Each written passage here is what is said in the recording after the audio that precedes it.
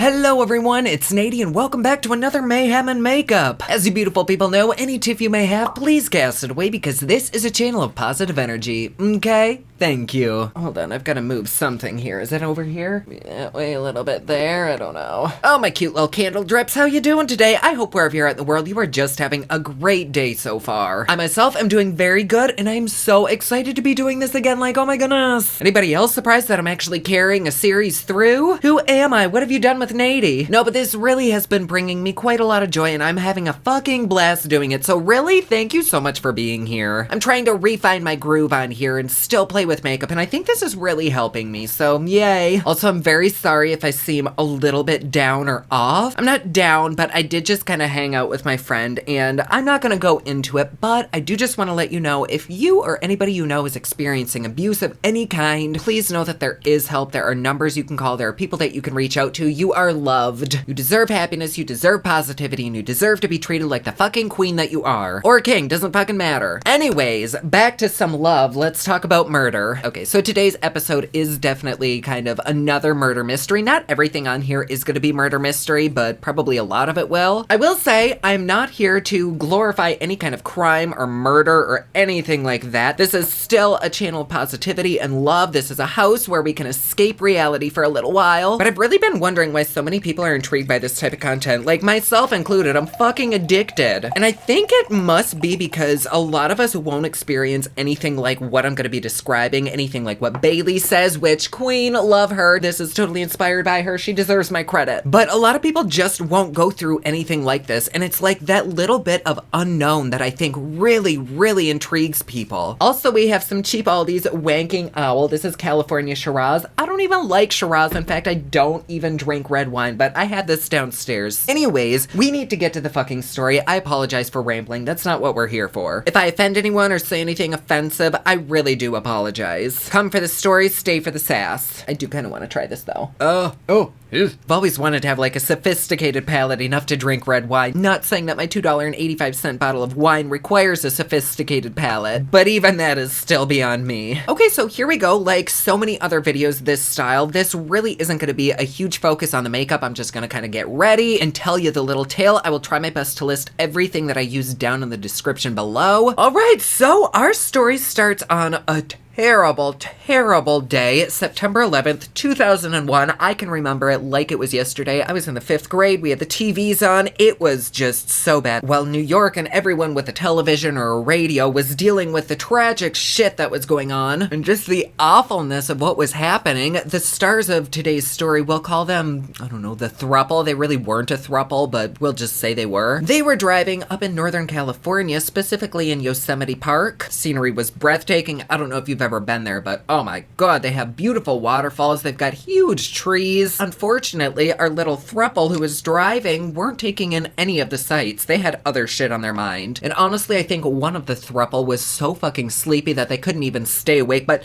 that's getting ahead of myself. Let's start a little bit ahead of this. We can rewind to who it was that was kind of a little bit sleepy. That would be the gentleman in this throuple, Larry. You get it, Larry. Larry McNabney, he was a tall, handsome, good-looking attorney from Nevada. He was well-respected. He had a very well-endowed bank account. What'd you think I was gonna say? He really did well, and he thought that life was to be grabbed by the cojones. Like, if there was an adventure, he was on top of it, or any kind of party, or just something that made you feel alive. He loved expensive jewelry, extravagant trips, high-priced champagne. He was basically living like Beyonce. But he also loved to be in control. It was almost to the point where it was a little bit obsessive, like very type A. There was never any dust on his desk, never a hair out of place. His pen was always like perfectly aligned. He just believed in being very organized, and that's one of the things that his daughter Octavia loved about him, especially when he would come to the courtroom. He had a way of commanding the room like no other. It was almost like a stage for him, and he was performing, and he would just have the audience captivated. He was so good. And damn it, he made sure people knew it. He had billboards, he had commercials. He would easily take on 50 clients a month, like no problem, and that is how he became so successful. Just a lot of hard work, and it really did pay off. Like, he lived an extravagant life, and he lived that life. But as they say, money doesn't always make you happy. Or at least that's what I've heard. I can't confirm. Might not make you happy, but it sure does solve some problems. As happy as Larry seemed, nobody's perfect. He still had a lot of demons. He had a very troubled childhood, which I think ultimately shaped who he was as a man. He struggled a lot with alcohol. He went through a lot of divorces, had issues with women. It's like he had a missing void inside of him that he was trying to fill with all this partying and drugs and drinking, and he just could not fill it. Giggity. In fact, his friends were often very, very worried about him because he'd go on benders and just get totally trashed and they wouldn't hear from him for days, sometimes weeks. He's one of those kind of friends where you kind of like worry about them, but you're also a little bit jealous because they are having the best fucking life ever. The kind where they just never know where they're gonna wake up. That would take its toll very, very quickly. And that was his life for, I don't know, 30, 40 years. I guess these benders would be so frequent that even his best friend made him a t-shirt that says, "Where's Larry McNabney today?" So though they were worried, I think they were still trying to have fun with it because this is obviously his lifestyle that he chose. Eventually he would just come back from his bender, things would go back to normal, and it would be like it didn't even happen. But one day after years of doing this, something snapped inside of him and he was like, I need to settle down, like get my shit together, maybe take it easy for a while. He just wanted to live a straight line for a little while. So what does he do? He ups and moves to Vegas, the capital of getting your shit together. I do love Vegas though. He thought Vegas is really the place I want to be, but why this sudden change of heart for him? Well, the reason came in the form of a tall, beautiful woman, of course. And what a cool drink of water she was. Miss Elisa was a tan, gorgeous, dark-haired, vivacious woman, 17 years younger than Larry. She was fun, she was energetic, and she was just breathing new life into Larry that he hadn't felt for years, a life that really made him not want to party anymore and finally get his feet onto the ground that he wanted to walk on. And Octavia, Larry's daughter, was so welcoming. She wanted nothing more than her dad to find happiness, and it seemed like he did. So Octavia just welcomed her in with open arms. She's like, come here, sweetie, give me love. Life just seemed extraordinarily fabulous for this new duo. Larry and Elisa really thrived, both professionally and personally, and business was booming. In fact, they ended up expanding to Sacramento, California, which is actually where they end up moving. They buy a house together, they get married, all that good shit, and then she eventually became Larry's office manager. And she was fan-freaking-tastic at her job. Like, the pair of them together, it was like unbeatable. So they expanded even farther, and when you expand, it usually means you need more help too, so they were hiring. In walks a beautiful, bright, and vivacious young college student. I think she was 20 or 21. Her name was Sarah Dutra. Now, Miss Sarah, she was very, very headstrong, had great recommendations. She told Larry and Elisa that she was a very hard worker. She was from parents who were devout Christians. She just came from a good family. She had a good head on her shoulders, so they said, you know what? Fuck it. You're hired. She joins the team, hauls ass, and eventually works her way up to become the same level that Elisa is of office manager. And that's when Elisa started to notice that she and Sarah had really similar likes. In fact, they all kind of had similar likes. They were all really attracted to the glitzy high life. They liked horses, and they even went out and bought matching Vipers. I'm sorry, but nary a time has my boss ever asked if I want to go out and buy a Viper with them. Maybe I just didn't work the right job. I don't know. Like, hi, room for one more? Sign me the fuck up, daddy. I don't know who the fuck bought the Viper, but it's not like Larry couldn't afford it. His business was doing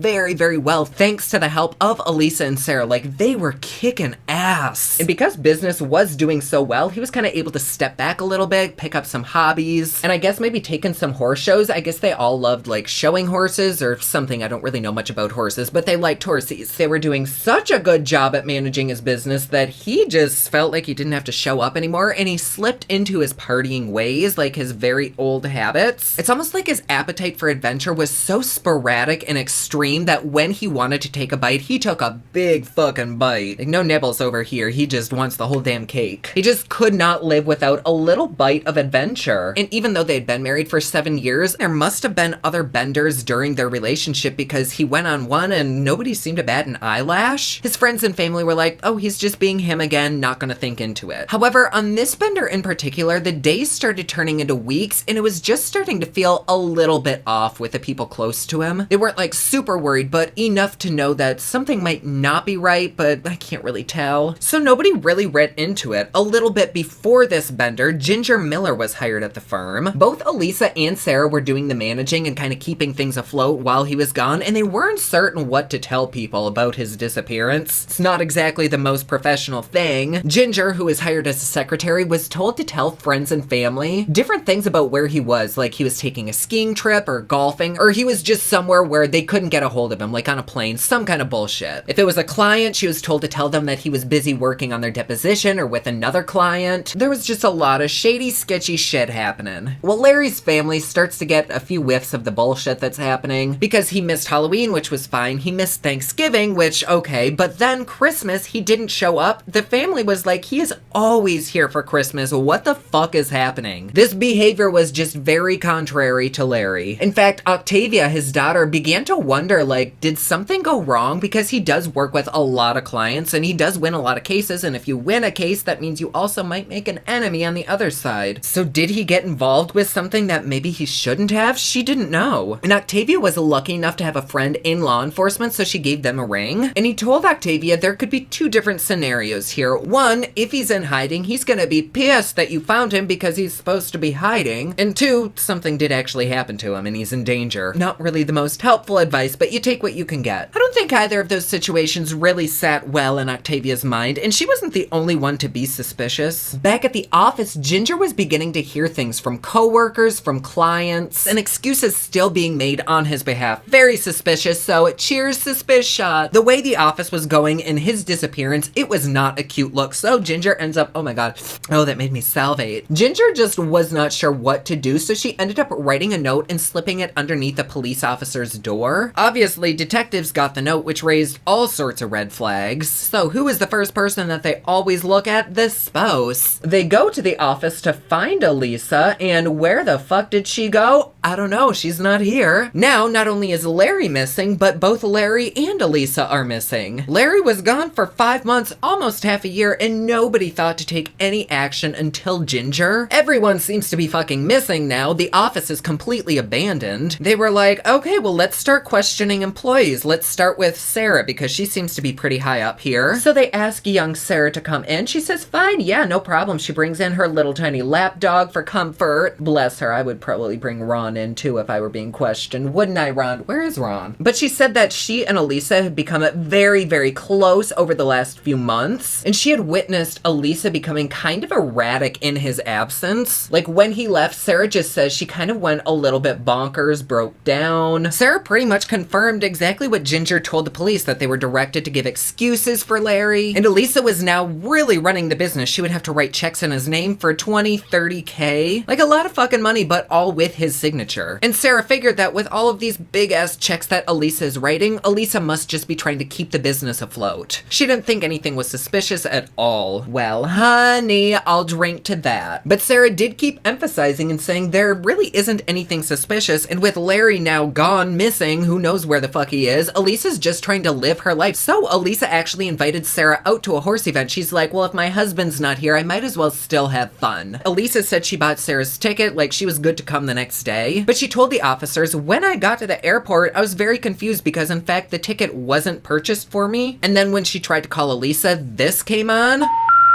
We're sorry. You have reached a number that has been disconnected or is no longer in service. Okay. And I guess that's that. That's the last time she heard from Elisa. What a weird way to end shit, right? So at this point, she's telling Ginger, like, who am I employed by? I need to start looking for a new job. The boss is gone. The other manager's gone. Like, what a shit spread on a cracker. So the police were like, you're obviously a sweet girl. We don't need to question you anymore. You're good to go. But now, by this time, this case was actually getting quite a bit of attention. Thomas Testa, which I kept saying Thomas Testy for the longest time. It's not, it's Testa. Anyways, Thomas was the San Juan Keen prosecutor. He handled many a missing case, and he was very intrigued by Larry and Elisa's case. A successful attorney with an ungodly large caseload just does not up and disappear randomly. No matter what his friends tell the police about there being benders, it just is weird. This isn't like a vagabond who just up and leaves to Montana or Maine or wherever the fuck people go. This was kind of a high-profile gentleman that can't really afford to up and leave leave for half a year at a time. I mean, he could afford it, but like his business can't. But it does kind of amaze me that his friends were so used to him being gone for months at a time that they didn't think much into this. Like, what a life. But Thomas was just not buying it, so he started going down the list of suspects, starting the digging with Elisa. Thomas described her as a star out of like a film noir, just a classic beauty, and she was charming, she was powerful, she knew how to wrap a man around her pinky. Like, she would say jump and they'd say into which ocean. She was that good. Or is that a good thing? I don't know. I guess maybe it's a talent. Well, what we thought we knew about Elisa was apparently all wrong. Larry's best friend, Fred, who made Larry the t-shirt, like they were really close, he would say that Elisa was so fucking controlling, he wouldn't even be allowed to see friends, see family. She had literally taken over his life, from his practice to his relationships, in just a really negative way. It kind of seemed like she was bringing down his vibes quite a lot. And poor Octavia, Larry's daughter, was so close with her dad. And after Elisa cut her from her dad's life, she was just devastated. Like, why did this need to happen? What did Elisa have to hide that she didn't want any friends and family knowing what she was up to? Whatever she was doing, it was becoming evident that she was being very, very suspicious. In fact, at several points, Fred received calls from Larry, and Larry would say, she is so controlling, like, I don't even know who exactly I married. And Larry's like, you've been married so many times, you never really get a chance to know who somebody actually is. And Larry was like, no, this is completely different. Like, I actually don't know her. In fact, I'm not even certain if Elisa is really her name. Oh, and this is after 7 years. Could you imagine being married to somebody for 7 years and finding out that who you thought they were isn't who they are? That just is a mindfuck. I do remember learning that my grandma's name wasn't actually grandma, and that was a mindfuck, but this is a whole different level. Larry also told Fred that Elisa would kind of pickpocket him in his own house and take his wallet and steal anything that was in it. Like, in his own house, he would have his wallet in his pocket and it wouldn't be there anymore. He couldn't leave it on a nightstand or on a table because he knew if he did, it would be empty by the time he got it. That is shitty and really breaks the trust, but that's not even all of it. He also found that almost $100,000 was missing from his practice, just like up and gone, and he knew that she was the culprit. Larry would just vent and vent to Fred, and Fred would be like, why the fuck are you still with this psychopath? And Larry would just respond and say,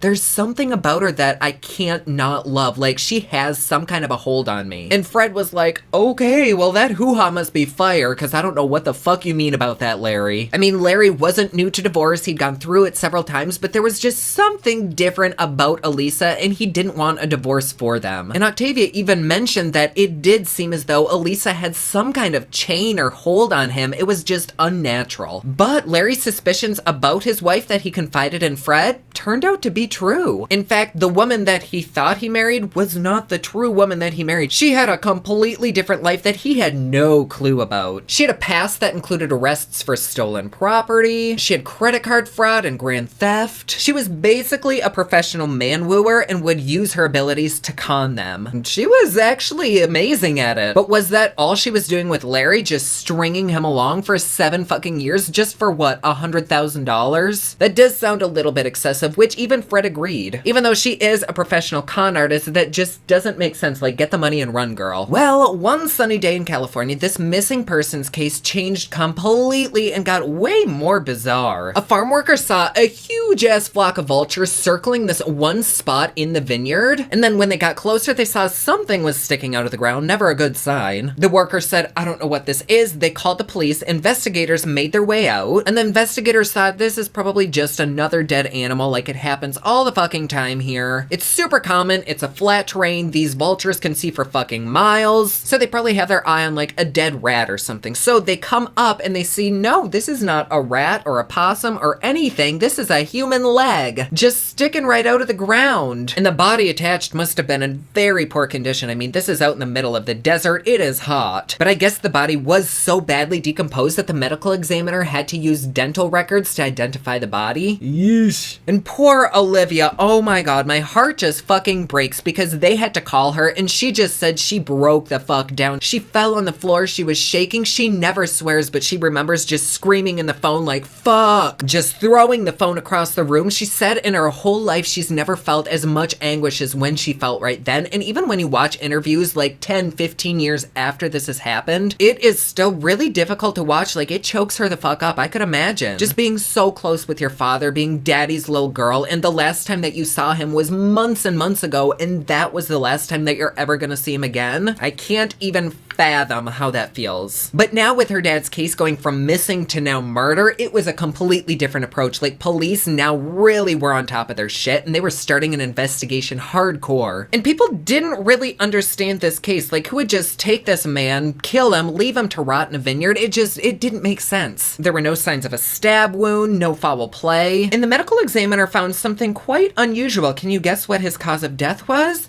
Horse tranquilizer. Horse tranquilizer. That's interesting. Who else likes horses? His wife? Sarah?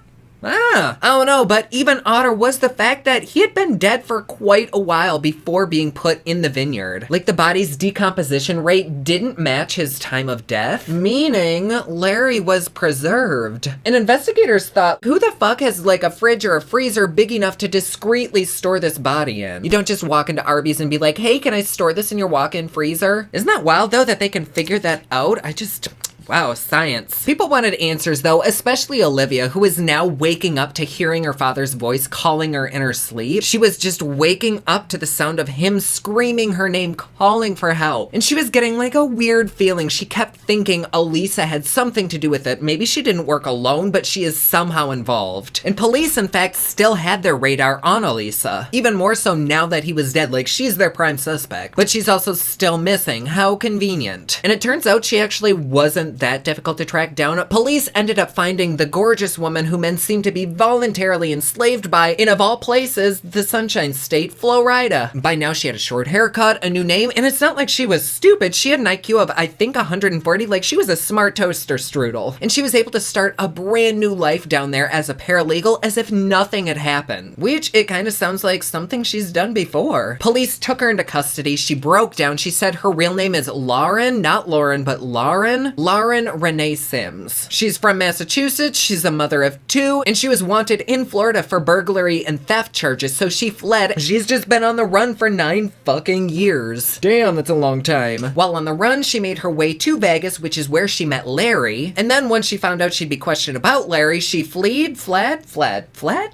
She fled again, now going from state to state. Like, she was a full-time fugitive. Wonder if there's an insurance option for that. And when she was taken in, police didn't even have to ask her. She just started talking like she had to get this off of her chesticles, and this is what she said. Did I kill my husband? Yes, I killed my husband. Isn't that crazy though? Like, no remorse or anything, just like stone cold. It's like she was talking about unloading groceries from her car or something. But my friends, that was just the top layer of the frosting on this story. There's a whole cake of cover-ups and fuckery here. In fact, I guess killing Larry wasn't even Elisa's or Lauren or whatever the fuck her name is. It wasn't her idea. Whose idea was it, you asked? Turns out they already cleared her name. Remember Miss Sarah coming in with her little lapdog? Sarah, who claimed they were all such good friends, but she had no idea about any of this. Well, Elisa was now blaming her. There is no way that she herself could ever do something like this. No, ma'am, it was all Sarah. Elisa said that Larry had been a very heavy drinker, which was kind of common knowledge, like that's believable, but he was also really abusive. And Sarah came to Elisa and said, there is a way out of this. We could kill him. So with every just gruesome and horrific detail, Elisa starts telling police what happened. There was a horse show in, I thought it was Arizona, but it was Los Angeles. But Larry and Elisa drove to this horse show and Sarah was gonna fly out the next day and meet them there. But Elisa said Sarah flew out more to hang out with her. I guess Larry didn't love her so much. Allegedly, he didn't care for her, I don't know. But the day Sarah arrived that very day, she told Elisa, we could kill him now and nobody would miss him. And they wanted to do the deed right there and then, no planning, just fucking do it. They were like getting a little bit of a high off of this, I think. That was on September 9th of 2001, and when Sarah and Elisa were having this conversation, Larry was already passed the fuck out because he himself had already taken a couple horse tranks. Like, that was on his own doing. Remember, he's kind of a party person, so a good old horse trank is like a baby aspirin for him. Just another day at the rodeo. So because he was already passed out, Sarah thought, maybe I'll just give him a little bit more. So she did. She put just a few more drops in his mouth thinking that'll do the trick, like for sure. So I'm sure you could imagine how shocked they were when the next day, not only did he wake up, but he went horseback riding. Then shortly after horseback riding, he did take an another nap, and that's where they did the final deed. They drugged him while he was napping, and by morning they thought, okay, for sure he must be dead this time. When Sarah woke up, she gave his body a shove, and nope, not dead, still breathing. They're just thoroughly confused as to how this man is still breathing, but they thought probably by the end of the day, he's gonna be dead. His breathing certainly wasn't normal. I mean, there was nothing normal about any of this, but he was basically just very heavily sedated, so much that he couldn't walk. So Elisa hauled her ass down the street, rented him a wheelchair, put him in the wheelchair, wheeled him to the truck, plopped him in the back seat, and there, on September 11th, they began their journey home through Yosemite National Park. Meanwhile, poor Larry's in the back seat just dying. Eventually, they get to a spot where Sarah just stops the car, grabs a shovel, and gets out and starts digging. Elisa is saying she is scared titless. Even though he was now sitting in the back dying, she never thought that they would actually go through with this. Like, this was happening. And she was watching Sarah dig this hole like, what the fuck are we gonna do? Just like throw him in? And Sarah was like, yeah, what the fuck else would we do? And Elisa was like, no, this man is still breathing. He is alive. We aren't gonna bury this person alive. And Sarah was like, okay, sister, if you say so. So they ended up driving on, knowing that Larry was probably gonna die soon. But when they finally got back to Larry and Elisa's house in Sacramento, he was still alive. Very much so, in fact, just kind of in and out of consciousness. Unfortunately, though, it does kind of sound like Larry did have a bit of a rough night, and by the next day, September 12th, he was gone. Elisa told police that Sarah's, oh shit, fuck, I can't believe I just did that. I went over my eyeshadow with this. Why? I'm not used to doing my face base last. Now I have to fix this. Anyways, Elisa was telling cops that Sarah suggested that they take the body and wrap it in a sheet. Like, they can't just leave him there. They have to do something. So they did wrap him in a sheet, and they ended up putting him in kind of like a fetal position and taping him like that. They then carried his body to the garage in a refrigerator that they specifically use for wine. They take out the bottles, they take out the racks, and prop him up in there. And this kind of bought them a good bit of time so they could discuss exactly what they would do with the body. Elisa thought maybe we could bury the body in my trainer's backyard.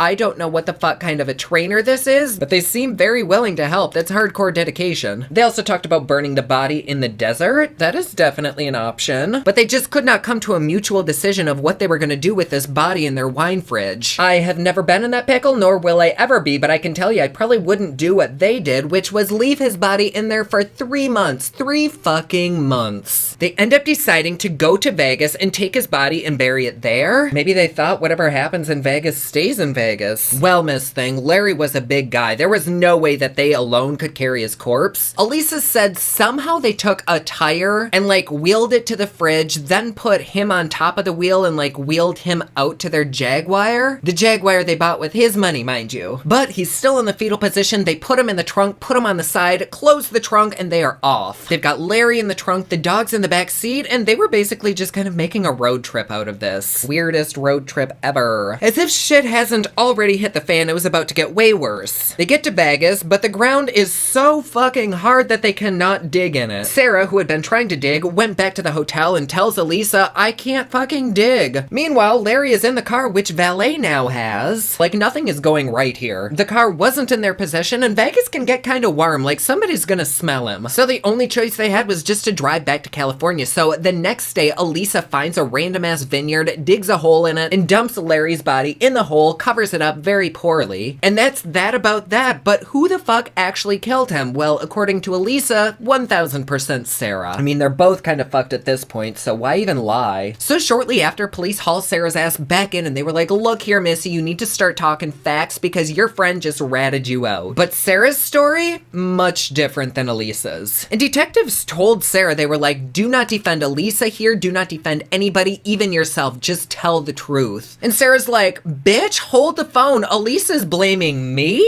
She was super confused, especially now that she didn't have her dog with her this time. They told her that Elisa made a statement saying that Sarah was the brains behind all of this, that she was the one doing the actual killing, and police were really trying to dig into this with her. They were like, did you just get caught up into something that you shouldn't have and mistakes were made? But Sarah just kept saying it was Elisa, like she was the one who did this. And she never denied the conversation between her and Elisa about killing Larry. She was like, yeah, that happened, but I didn't think we were actually gonna fucking do it. She was pretty much saying that Elisa did this, she is an evil woman. And shit really doesn't look that great for her now. I mean, she's like on the run, she's a convict. Like if either of them were going to do it, people might think it might be more Elisa that did it. And while she was being questioned, Sarah just broke down in tears and started telling a version of the story that was almost completely opposite of Elisa's. In Sarah's version, Elisa drugged him, Elisa drove them around, and Elisa made Sarah get out and start digging his grave. And Sarah said while all of this was happening, she was just stone cold with her emotions. Kind of like how she was when she was being interrogated. And at this point, I guess Sarah was just very torn because on one hand, she was deathly afraid of Elisa because she just witnessed her murder her own fucking husband. And she had no doubt in her mind that if she went to the cops, she would be the next one buried next to him. Like already, Elisa wasn't who she said she was. She wasn't who Sarah thought she was. What if she has connections? Even if Sarah tells the cops and Elisa goes to jail, who knows what contacts Elisa could have outside of jail and what they could do to Sarah. And so she was kind of in a very sticky predicament. But was Sarah's confession just a show? She was interrogated for 9 hours straight and it looked exactly like this. She's evil and she's trying to do this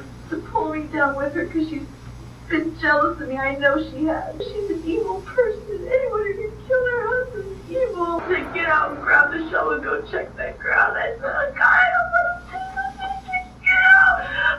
I want to say no. I was so afraid to not do what she wanted me to. After all the questioning, detectives really did not buy Sarah's story, so she was arrested for Larry's murder. And prosecutors had this whole big plan to kind of pin the women against each other on trial, and they hoped that maybe between each other they could finally get what actually happened, like the real story. So the best they could do until that happens was just kind of prepare for the trial. Unfortunately, though, Elisa decided to kind of remove herself from that. 13 days after her arrest, she was found hanging by the neck in her cell, death by suicide, which now raises a billion other questions that can't be answered because now Sarah's left alone on trial. It's Sarah's word against everyone else because now Elisa isn't there to comment on anything. But now because Elisa isn't there, it's much easier to now point the finger at them because they can't defend themselves. So time goes on, cases do kind of take a long ass time to go to trial. And so now fast forward a year. Elisa chose her fate, now Sarah's kind of waiting for hers, and her biggest fear is that she's gonna die behind bars. For the 11-week trial that took place, Octavia, Larry's daughter, was there for every single day. She kept thinking how important it was that since he can't represent himself and be there really should be some of his family there so that people don't forget who this is about. She didn't want people to get caught up in all the drama that was happening and forget about the victim here. And Octavia herself believed wholeheartedly that this crime was committed equally by both Sarah and Elisa. Like as far as she was concerned, she just wanted them both to rot in hell. But during the trial, Sarah kept saying that she was forced into this. She didn't have a choice. And while they were in the middle of committing this murder, she genuinely feared for her own life. But why, when she was originally being questioned by the police, didn't she just confess? She was just so calm and collective. Maybe it was because she had her dog there that she was so chill. But during that first questioning, she also remembered that Elisa was still missing, and so if she did narc on her, she could come after her. Well, remember way back, Thomas Testa, originally he was totally on Sarah's side, like he was rooting for her, but then he started digging deeper and deeper into the evidence that they had. In his opinion, did a complete 180. Everything pointed to Sarah being in charge. She didn't like Larry. People said he was self-centered, full of himself, just talking about himself all the time. He didn't like Sarah. Sarah didn't like him. It was a mutual hatred. It's almost like Larry and Sarah share a love for Elisa, and they both just like want to get the other person out of the way so that they can have their love. Kind of like a little love triangle. In fact, that's exactly what it was, and they wanted one of the corners gone. I mean, Sarah was having a great life with Elisa, very lavish, and so to Sarah, Larry was just in the way, which is very confusing because Larry was paying for both Elisa's and her lifestyle. So that's a little bit fucked up right there. Just kind of rude if you ask me. But Larry was Elisa's golden ticket. Elisa was Sarah's golden ticket. And if Larry didn't want her working there anymore, Sarah's ticket was about to be revoked. Denied, bitch. And I guess less than a week before he was murdered, he told Sarah, you gotta go, like, we are done working together. I think that's suspicious. I think that wine is gross. But also I kind of like it. It tastes like burning tires. Love putting rubber in my mouth. I'm just super confused as to how she even lasted that long as an employee. Because if I'm somebody's boss and I have an employee that I don't click with, like, why keep them around? Obviously, there's clashing going on. So, like, with that, I don't know how much I believe that they actually hated each other. Especially if they were allegedly buying Vipers together and going to horse shows and stuff. That just doesn't quite add up for me. But it does paint the jury a mental picture as to a motive for her, like why she she did it. But Sarah's lawyer ended up painting her as this sweet young child, a very innocent baby, a behbeh, who basically is just incapable of doing any kind of harm to this magnitude. She was lured into Elisa's lifestyle, and Elisa was a terrible influence, a criminal running from the law, and took advantage of Sarah's naivete. And if you saw Sarah's whole video being questioned, one might believe that. But Secretary Ginger, she did not think that was the case. In fact, she knew it wasn't. Oh, good old Ginger. In the days and weeks following Larry's disappearance, rather than being emotional and distraught like a normal person would, Ginger says both Sarah and Elisa were actually kind of invigorated. They shopped together, they went to restaurants together, they even slept in the same bed together. It's like they were giving Larry the cold shoulder and Elisa had replaced him with Sarah, which sadly is kind of literal because this whole time he's out in the freezer. Ginger said that when they would be at the office, they'd get an hour, maybe 2 hours of work done and then leave. They'd flirt with boys, they'd go on shopping sprees. Sarah bought a BMW, Elisa bought the Jaguar. Same Jaguar that they stuffed Larry into. Poor Larry. Ginger said that their friendship really seemed to blossom and was kind of more than a friendship, in fact. She even remembers one of the very few hours that they were actually working. They showed her their matching underwear. They got matching underwear. Okay. But point of the story is they were not unhappy. They were very happy and they were spending cash left and right. Larry's cash at that. Poor Larry. They were spending so much money, in fact, that they got behind on their rent for the office building and they ended up moving their practice to Elisa and Larry's home, which now seemed to be Elisa's and Sarah's home. And there was no trace of Larry at all in the house. It was almost like he didn't exist. His clothes were gone from the closet. His belongings weren't there anymore. And the double vanity in the bathroom went from his and hers to hers and hers. Oh, this blush was a statement. Whew. But they told the employees that were working at the house that they were kind of moving Larry out. He wasn't around anymore, so why bother keeping his shit? Very suspicious because once again, he is feet away in the garage in the fridge. And the idea that Sarah was just some young, innocent child, a puppet of Elisa's, absolutely fucking bonkers, says Ginger. I guess around the office, it was very clear that Sarah was actually the one in charge. And at the trial, because Elisa couldn't be cross-examined, she wasn't there, they ended up throwing away her confession footage. Like, they didn't even show it, so pretty much everything fell onto Sarah's shoulders. All she could do was sit there, look pretty and wide-eyed and innocent-seeming, with her very religious family sitting behind her, holding their Bibles. There was no DNA, there was no witnesses, no blood, really no evidence. It seemed like the entire case against Sarah was kind of circumstantial. So when it finally came to the verdict, what did the jury find her guilty of? Voluntary manslaughter and accessory to murder, not first degree. Prosecutor Thomas Testa was very much pushing for first degree. He thought the verbal evidence was just overwhelming. And to this day, he thinks that if she wasn't a tall, pretty young blonde, and if her family wasn't behind her holding their Bibles, the verdict probably would have been a little bit different. And she probably would have gotten a life sentence. Instead, she got 11 years and served 8, and now she's a free woman. She was released back in 2011 when she was only like 30. Obviously, Larry's daughter Octavia was very unhappy with the sentencing. She wanted her in there for life, but she has forgiven her mainly for her own sanity. But yeah, I just don't know how to feel about this one. Because like, looking at the videos, she does seem very distraught, very unhappy, but then at some points it does seem a little bit over the top and like extra dramatic. But also, what the fuck with Elisa? She left and we have so many unanswered questions. I guess the fact that she killed herself, to me, kind of points more towards her being guilty. Because if it was Sarah's fault, I guess, I mean, she still would have gotten convicted of something. They both were there. But I don't know about this one. What do you think? Do you think Sarah did it? Do you think she was actually scared? Do you think she was a huge player in this? It's difficult to know, especially because if she actually did do it and was lying, there's a killer walking among us right now. But also, if she didn't do it, she kind of got screwed. So yeah, I don't know. Anyways, my loves, I hope everyone has a beautiful and safe rest of your day. And really, thank you so much for being here. I'm having a blast doing this. If you'd like to support me and my channel just a little bit more, please feel free to join us over on Patreon. It's patreon.com/poplux. There you get videos a day early. You get Patreon-only content, plus best part, it is cheap, fun, and fancy just like me. Like always, please be sure to subscribe and hit that notification bell down below so that you're notified anytime I upload a new video. Don't forget my newest collection of highlighters, including Black Ice, which does change from black to white, will be available soon at poplux.com. Also, my latest album, Kiss of Fame, is available everywhere online that music is sold. Thank you so much to everyone who's supporting them. Comment down below, let me know what you thought of this video. Don't forget to like and subscribe. You can follow me on Snapchat, Instagram, and Twitter at officialNADI, and you can follow me online at thepoplux.com. Thank you so much for watching. I love you all, and I will see you again soon. Bye!